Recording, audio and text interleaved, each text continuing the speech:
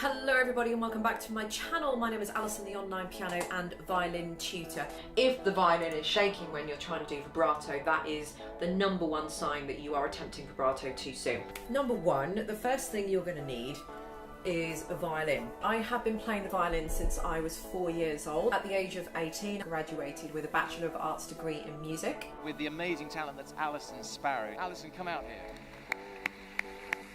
So bear with me if there are any technical hitches, I'm sure it'll be fine. For about 5 years I was an examiner for the London College of Music. And over the years I've seen basically the music world from every kind of possible view really, and because of that it has enabled me to write my own violin course. Hello everyone, welcome. So there we go, that's kind of all you really need to know. And don't forget guys, anyone can learn to play the violin. So hello everyone and welcome to my channel. My name is Alison, the online piano and the online violin tutor. So this is probably officially the first live that I've done on my channel. I just, before I actually get into the video and we actually get into the discussion, I just want to make sure that the microphone is working, everyone can see me fine. I know there's a little bit of a delay going on with the video, but hopefully you can see me. Hi. Yep, finishing book one. Yep. So, okay. Yeah, so good morning, good afternoon, good evening. Welcome wherever you are in the world and you're watching me from. The usual Friday video is hopefully on this channel. I want to try and move them forward into doing live broadcasts or live streaming with the video. So rather than kind of, you know, like the pre-recorded ones that I do and then I upload at 4 or 5 o'clock on a Friday afternoon, UK time, I think moving forward I want to try and make them live. So they're just a little bit more interactive. Graham, hi from North Coast of California. Hello, that must be morning sometime for you, early in the morning. So yeah, moving forward I want to try and make these lives more of a regular feature so that I am just more interactive with you. So let's get on with the discussion. So I want to talk about today quite a big problem that most of you tend to have as new violinists, and it is really just scratching on the violin. And it isn't something that you can get away with. Everybody scratches on the violin. It is just the nature of the instrument. But I want to discuss kind of a few things that might help you with it, a few reasons why you might be scratching. And of course, if any of you have got any questions or you feel like you've got any reasons why you might be scratchy, then, you know, put them in the chat box, whichever side it's coming up from you. And I can hopefully answer your questions live on air.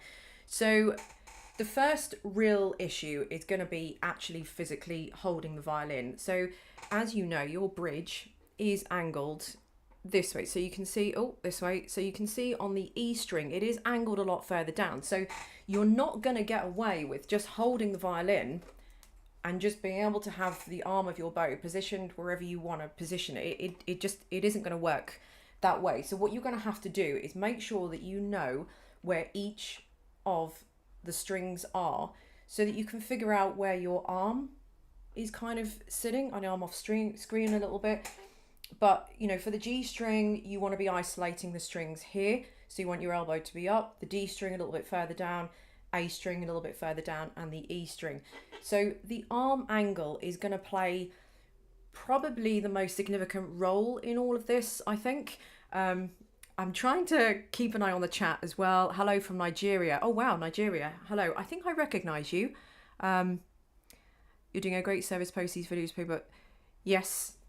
Oh, hello from Niagara Falls, Canada. Wow. So yeah, the arm angle is going to be a big thing. So the first reason why you are going to have a problem, I think, is mainly just because of the angle. So if you are not isolating those strings enough, then obviously you're just going to hit all of those strings.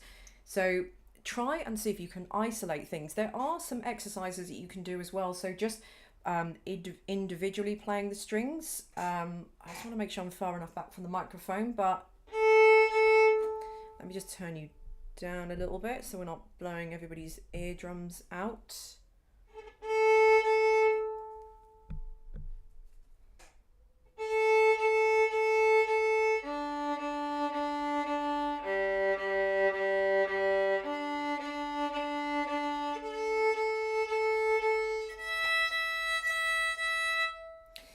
can, you know, practice doing exercises like that. I say exercise, it isn't really an official exercise. It is just something you can do as a kind of warm up to make sure that you are isolating those strings. What we don't want to do is we don't want to have you playing things like,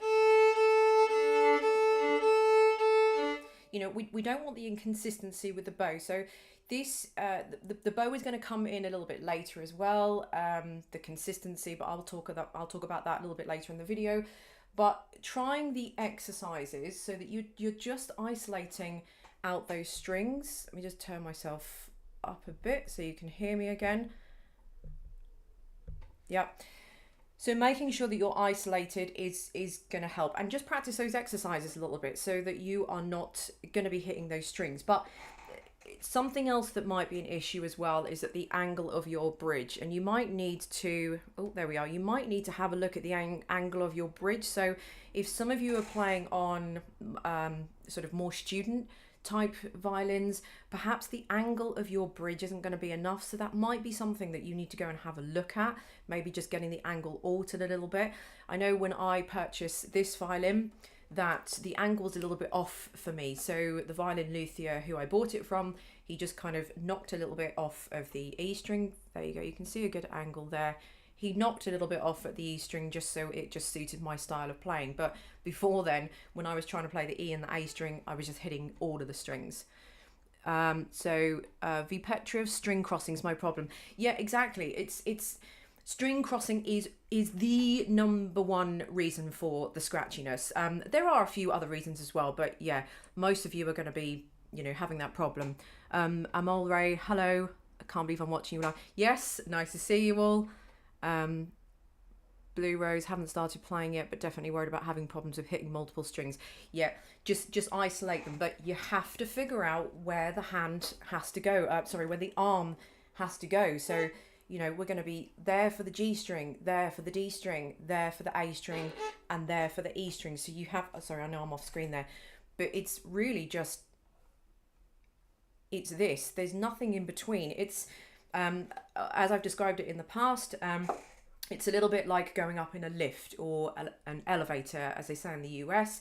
So an elevator will stop at each level, you know, floor 1, floor 2, floor 3, whatever. It doesn't stop in between floors, it stops at the actual floor. So you need to make sure that you are stopping at the actual floor. Hi from Kansas. Hello, nice to see you. Indianapolis. Hi, nice to see you as well, Tracy. Okay. So another reason why you might find that you're scratching too much is bow pressure. It's a really simple one, but you're gonna, if you haven't got the bow pressure right, you're gonna be pressing too hard, and then you're gonna get this kind of sound. That kind of scratchiness. So it's gonna sound okay. I'm kind of massively over exaggerating that there, but what you want to do is try and keep the consistency of the bow nice. Now, what you can do, hello from Istanbul, hi, nice to see you. What you can do is keep your bow nice and consistent by trying some nice long bows. Now, they're actually a lot harder to do than you think they are. You'd think it would be really easy just to draw the bow really slowly and keep it nice and consistent, but actually it's not. It's really difficult. Let me just bring my chair up a little bit so you can see me. So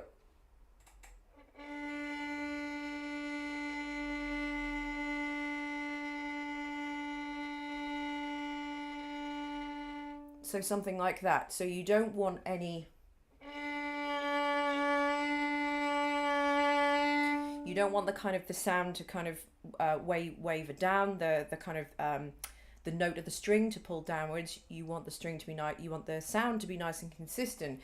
So don't worry if the bow is wobbling a little bit or the hand is wobbling. That's fine, because in reality you're never really going to be playing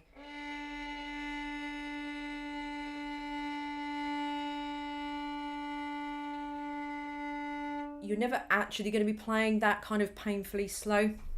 So don't worry if your hand is shaking or the bow is shaking, as long as we are not getting those, you know, as long as you're not getting that kind of that really deep scratching sound. That is what we don't want. But looking at the comments, I was hitting multiple strings during my practice yesterday, and then I decided to do the isolated string exercises, and it actually got a lot better.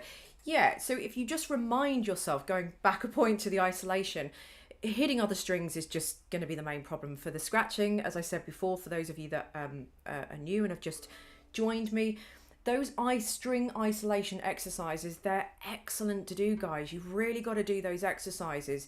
Don't ever think that exercises are beneath you. Don't ever think that we as professionals, we don't do exercises. We do, of course we do.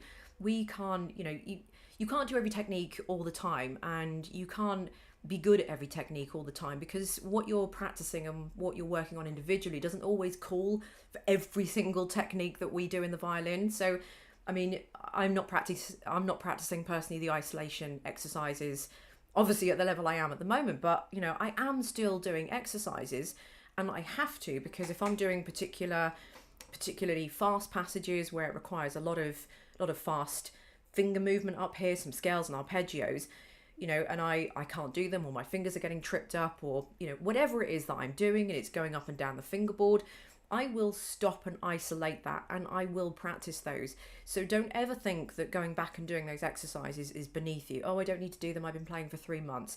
No, play them, because it just brings everything back to basics. And it's the same as I explain in every single video I think that I ever make on my channel. The main thing you need to focus on is how you're holding the violin. So this is a very basic question, I think. So how you're holding the violin, and I discuss it in lots of videos, but we don't want to be out the front, we don't want to be too far out the side, because everything is just twisted too far around. We want to have the violin just nicely kind of perching it around, I don't know, 10, 11 o'clock, something like that, just so you can see my body is facing the camera now, and the violin, it isn't out to the side at 9 o'clock. It isn't at 12 o'clock, which is where it usually ends up for students, and I have to keep telling them, violin out to the side. So having your violin out to the side, having your bow angled this way, so you're completely perpendicular. Actually, yeah, that's a better angle. So we don't want the bow going like this. We don't want the bow going around like that. We want the bow to be in a perfect cross, so you can see there. And once you've got that, and you keep the bow bowing in that position, actually that's probably a better angle there, then everything is going to work itself. So I'm trying not to make a sound. Everything is going to work itself out as it should do. So the wrist is going to move the way it should do. If the way it should do. If the wrist doesn't move, then it kicks off a whole chain of events, and it can cause problems later on down the line. I can do the single string, it's clear, but it's not completely clean yet. Ishant Singh, sorry if I've pronounced your name wrong.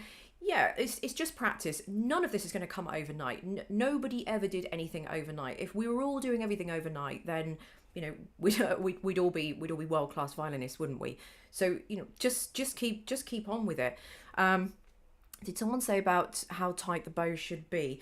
Actually, that is a question, so I will just jump to that one. How tight the bow should be. A lot of people get this wrong as well, and bow pressure is a problem, but also the tightness of the bow. Perhaps you can see it if I do this. So you can see, there you go, you can pretty much see the entirety of the bow there, and sorry, this is quite difficult angling the opposite way, and you can see I've got a little bit of a dip kind of in the middle here, so it's wider here, it's wider at the frog end, and we've got a little bit of a dip going in there. Now what I see a lot of people do is this. They tighten the bow far too much. Now you can, if I get this right, yeah, there we go. So now you can see there is a teeny tiny dip just in the middle here, but you can see now it's pretty much the same all the way along there, the width of the hair from the bow. Now that's going to cause you a problem. That's going to cause you no end of problems, because you're just not going to have any flexibility with the violin. So you're going to have a problem because the bow, I mean, my God, is the bow going to be bouncing around all over the show? I mean, it's just, it would be even difficult for me to control. I wouldn't even do it. I've instantly lost any flexibility. I can't do anything with the bow. The bow just feels too taut. It feels too rigid. It feels too tight. The whole thing about it just feels really wrong. So, I can't really even push in with my index finger. So if I was doing something like staccato, it's very unclean because the bow is just not responding. There's no flexibility of the bow.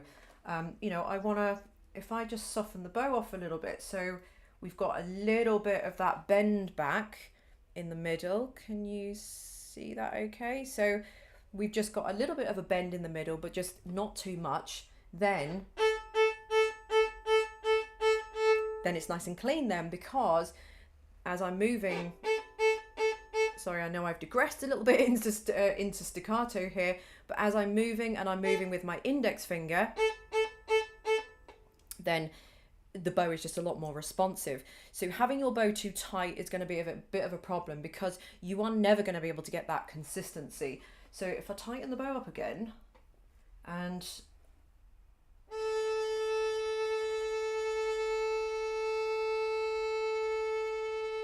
I can do it, but it's definitely a lot harder for me to get a nice, long, consistent bow, because I just don't feel, I feel I'm fighting the bow. Me and the bow are just having an argument and nobody's winning at this point. So loosen the bow a little bit, but don't go crazy and loosen the bow off so much that the bow is kind of too soft, and the wood is then actually touching, your hair. You want to be sort of able to push down with your index finger, but the wood never actually touches the hair of the bow.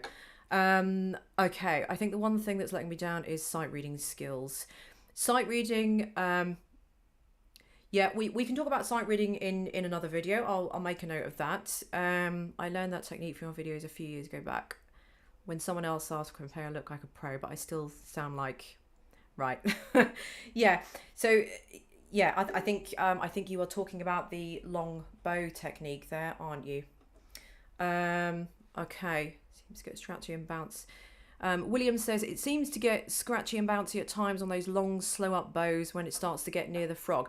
That could be for a number of reasons. That could just be because you've got your bow too tight or maybe too loose. So try and get a nice, a nice graduation, or a nice little bend in the middle there, William, and then the rest of it, when you get near the frog, is probably, I would have a look at what your hand is doing. So you want to make sure you've got a nice easy bow grip.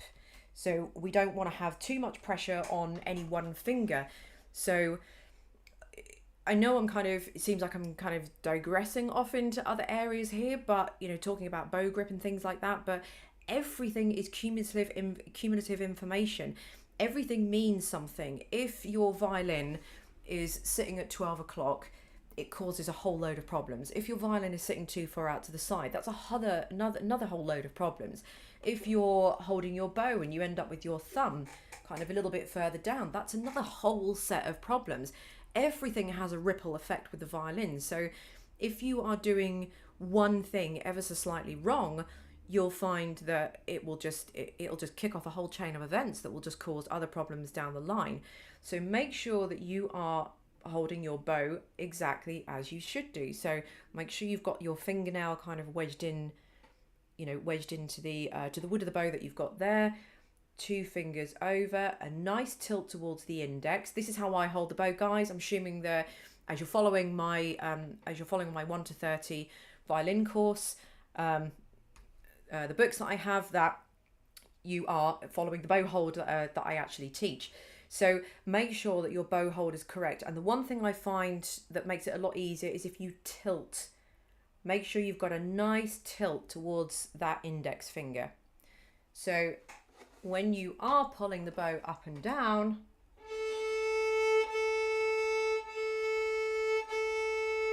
you've got some nice flexibility going on here, and your fingers aren't kind of all rigid, and none of this is going on. We don't want anything like that. We want it to be really, really nice and flexible. So the reason why you're probably having problems being scratchy when you're getting up to the bow, to the frog of the bow, or the heel of the bow where your hand is probably because also you're not allowing those fingers to bend. So the hand is staying very rigid and very straight, and that's kind of causing some inflexibility there. Okay, how much rosin shall I use for the bow? Yes, so yeah, was that Japan Daisuke, that Death Note fan? How much rosin should I use for the bow? So another thing, this is another point with the scratchiness. Don't overdo the rosin. You do not need to do not need to overdo the rosin by any stretch of the imagination. In fact, you know what? I very rarely it's not these days I just very rarely rosin the bow because I don't need to. If you have a really good quality rosin, which I do happen to have here, actually, I can show you. If you have a very good quality rosin, the rosin I have is Sartori. I'll put a link underneath this video. But it is this one, the Sartori rosin. If you have a really good quality rosin, and I know these are kind of expensive in terms of rosin goes, as rosins go, but they do last a really, really long time. So if you have something really nice, you'll find that you won't get any scratchiness. So when you buy the cheaper violins or the starter violins that come with a like a starter kit, or just the very student quality violins, you'll normally get a cake of rosin in the violin case. The first thing I would do is just toss that rosin aside, get yourself something decent, because it will be worth it. And what it will do is that it will just cause a lot less stickiness. It will be a lot less dusty. You'll get a lot less fallout, and it won't give you that gritty kind of that gritty sound that you get. Rosin, depending on what rosin you have and how you put it on and how much you put on, can really, really contribute to a lot of scratch. So if I over rosin my bow, I find that, the violin, I sort of think, oh, for God's sake, it's really, really scratchy. And then I've just got to play it off. And generally, if I do get to that stage, I've only over rosined it by a little bit. So what I'll generally tend to do is some really nice long bows, just to try and get rid of the majority of the rosin, give the violin a bit of a clean afterwards, and then I should be good to go. But in terms of how much rosin, I will show you what I do. So really all I do is just rub the bottom a few times, and then I'm just gradually working. I need to go this way. I'm just gradually working up the bow until we get to the top.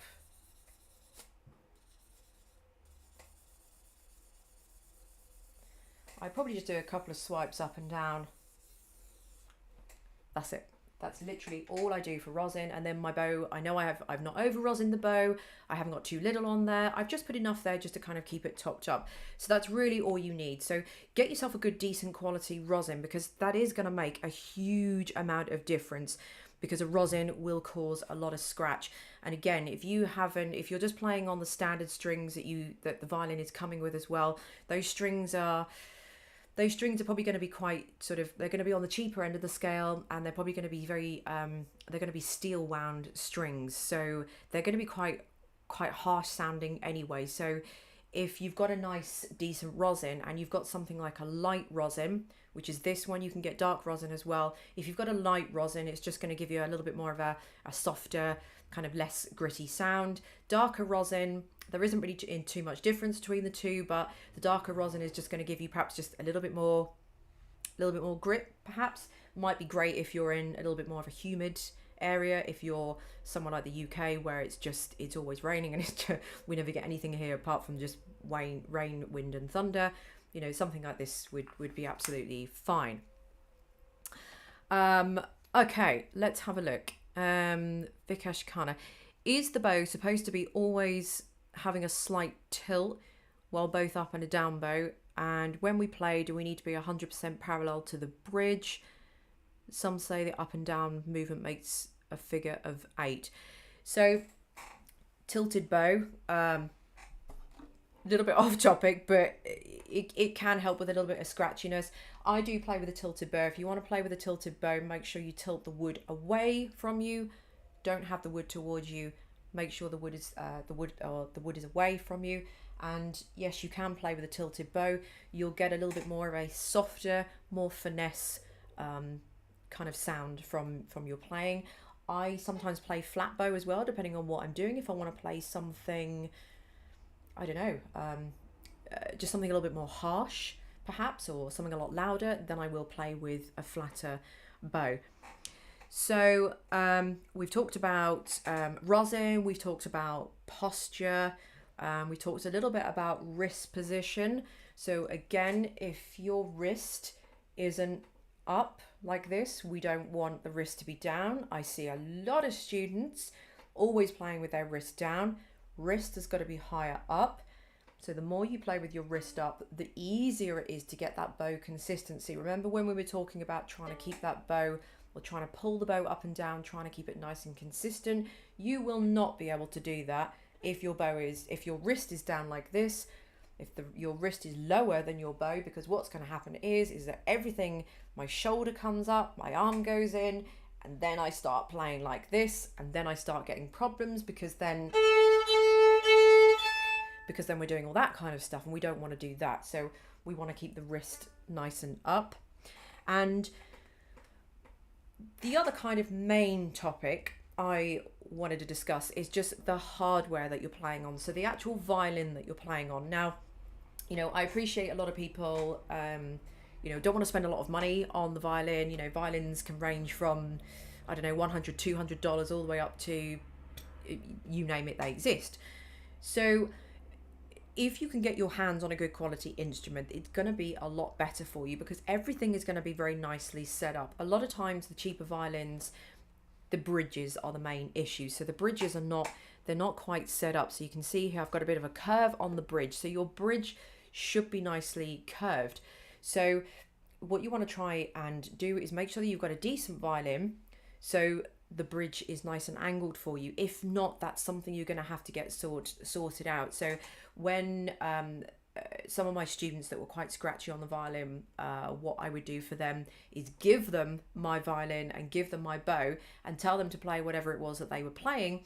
And I'd say a good 70% of all the string hitting, the scratchiness, everything like that completely disappeared just because they were playing with my instrument, which is obviously more expensive than theirs because it's a professional instrument, and it's been set up professionally as well. So a lot of the scratch can actually be what you are playing on. What you're playing on. So the easiest way to test that is to go and play on something a little bit more expensive.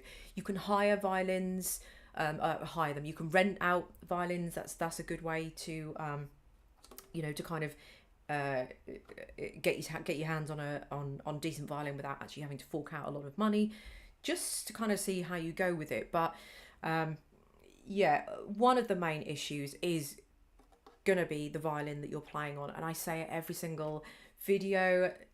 You want to try and get something nice, because that is going to cause a lot of problems, especially if you are sitting there and you're thinking to yourself, right, well, the violin's here, the bow is up here, my wrist is up, I can do all these nice slow bow movements, I know exactly where exactly where my arm needs to be for each angle, and I'm still sounding scratchy and it's driving you mad. Then it could simply be the instrument that you are playing on.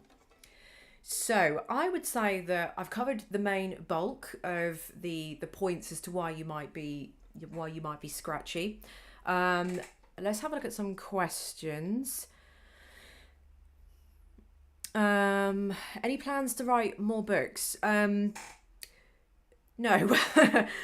Well, never say never. I don't have any specific plans to write any more books at the moment. I've got quite a lot of books in my shop, which is just there. You can see the link to that there. But as far as my violin book series go here, 1 to 30, the links for this, by the way, the course, if you've just joined me, is going to be underneath this video. But as far as these go, this is a complete course. So this is my 1 to 30 violin course. But I may write some more books in the future, but I don't have any plans to just yet. Do you ship to Nigeria? All of my books, these ones, which is my 1 to 30 violin course, which I know most of you have got and are already working on, everything's downloadable. So every single book I have in my shop, which you can purchase from here, the website down here, everything is 100% downloadable, so there's nothing physical to ship. I think the confusion comes in when I show you these books. These are the books that I have just printed out on my printer at home, and I've just bound them together. But if you want these, then you can either get your local printer to print and bind, or do it yourself if you've got a printer at home. But everything is 100% downloadable. There is nothing physical to ship. So as long as you've got internet, you can purchase anywhere you like. 777 Truth. New adult learner here, 53 years old and started last year. Live in hot, humid Florida in the US. Is there a better rosin for this climate? If so, what is best? Probably a darker rosin, I would say. I mean, you're not really going to get away from anything humid in terms of that, but I would say a darker rosin. So this is a light rosin. So this is amber rosin, as we would call it. But you can get a darker rosin. So if you are somewhere a little bit more humid, I would go for something darker, I think, because it's just going to give you a little bit more grip. There's not much in it, to be perfectly honest, but the one thing I would say, if you are in a humid place, do not overdo your rosin. The more rosin you put on, the stickier everything is going to be, and also get a good quality one. Don't be using the cheap one that you get with your student quality violin that doesn't have a brand to it. Get a nice Parastro, do a good one. This is Sartori rosin. Let me just show you up there. So this is Sartori rosin here. Hydashine is another rosin that you can get. So anything that's decent. If you go to a string shop online, they usually sell decent quality rosin. So if you have a cheaper one, you will find that the rosin will melt almost. It's taken from the sap of a tree bark. So from what I understand, that the cheaper ones are not. So they're kind of synthetic rosin. So we don't really know what they're made of. The manufacturers don't really tend to disclose that, but because these are made of the sap of a tree bark, they are generally tend to be a lot nicer, and they do hold up better in humidities. Okay. Is there such thing as cleaning the strings? I hear people saying to wipe off the rosin of the strings once you finish practicing. Yes, it is absolutely a thing to do that. All you need to do is just very simply just get yourself a clean cloth. Don't put anything on it, like a yellow duster, something like that, and just gently just wipe off the rosin. You can put the rosin underneath and get rid of the rosin on the fingerboard, and get rid of any rosin that you've got on the violin here, because it will cause it to go a little bit sticky. If you don't clean the strings and you are overusing rosin, so let's say, for example, that before you watch this video you were overdoing the rosin a little bit, and now you know to pull it back a little bit, what you will find is that the strings get caked up as well with rosin. I find that, and I do have to give my strings a little bit of a clean afterwards, because once they get caked up, it's all going to add to the scratch. So you could kind of say there are two types of scratch. One where you're hitting other strings, and that's going to be due to the angle. And the other side is more technical reasons, i.e. the rosin, the build-up of rosin on here, and maybe the your bow being a little bit too tight, for example. How do you clean the bow hair to start anew? I do actually have a video on that. It is possible to do that. It isn't something you want to be doing all the time, but you'll just need a little bit of like isopropyl alcohol. You'll have to completely take off. You need to be careful that you don't get any of it on the wood of the bow. So you can take it apart like this, and then you'll want to be kind of soaking the hairs in a bowl for a little bit, and that will just clean off most of it. But I'll be honest with you, you shouldn't really need to do that. If you feel like you've got too much rosin on the bow, play it off. Just play it off until there is nothing there. However long that takes, just play it off. I don't really think you need to be cleaning the hairs of the bow unless you've got a very expensive bow made of blue Mongolian horsehair or something like that, and in which case you'd every now and then you'd take the bow to a violin luthier, and they would probably clean it up for you anyway. But you don't really need to clean the hair of the bow. I would say it's not something you need to do.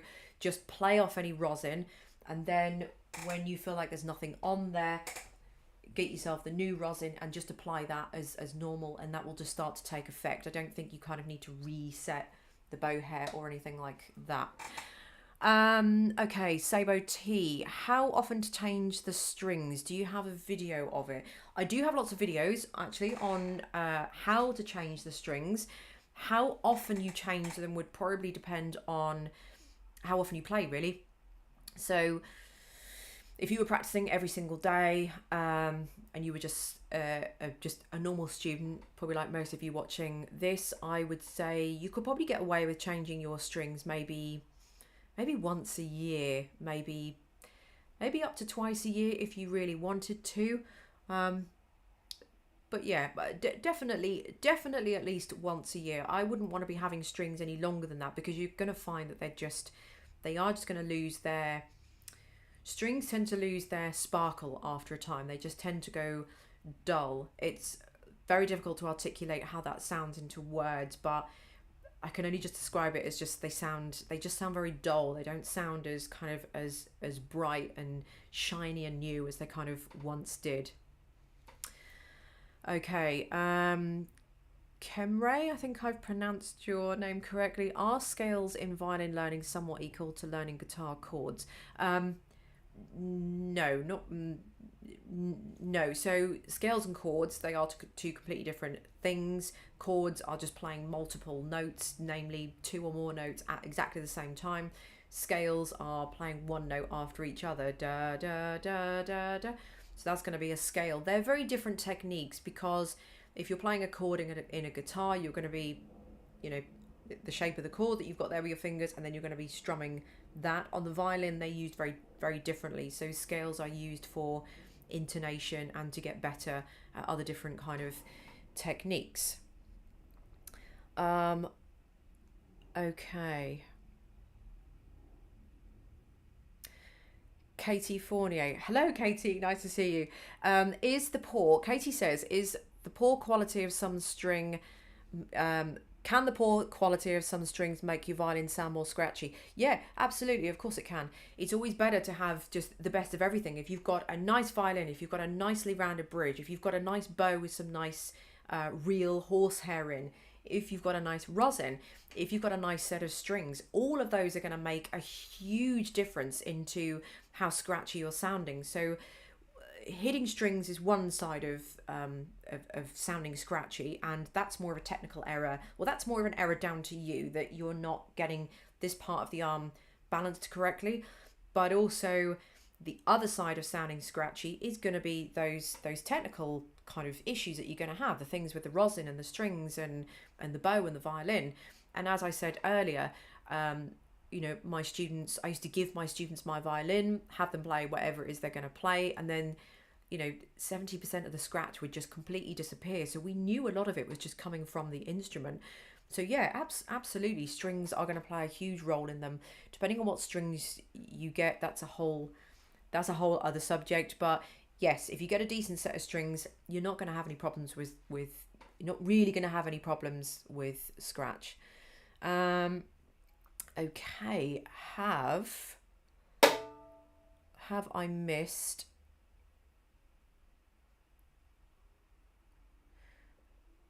Don't think I've missed any questions. So, any recommendations for pieces of learning second and third position? Yes, I can talk about that in another video. But at the moment, I think it's all the questions caught up. So, right, we've hit 40 minutes. So I'm going to wrap the video up here. Thank you very much for watching, guys. If you've got any more questions, just continue to leave them in the comments. I think when I end the stream, the chat is going to finish. So if you've got any more questions, leave them in the comments. Thank you so much to everyone who's joined me, and thank you to everyone in the future that's going to be watching this video. As I said, hopefully I want to be doing some more lives like this, because I want to try and be a little bit more interactive with you, because I know a lot of you don't have access to teachers, and you don't have access to anyone that you can ask, or anyone else that's a professional violinist that can help you. So I want to try and incorporate a little bit more of that into my channel. So thank you very much for watching. I hope this video has helped, and I hope you're all going to be so much less scratchier and hitting other strings now on the violin than you were previously. So yeah, thanks everyone for joining me. Again, I really appreciate that, and I'll see you in my next video. Bye.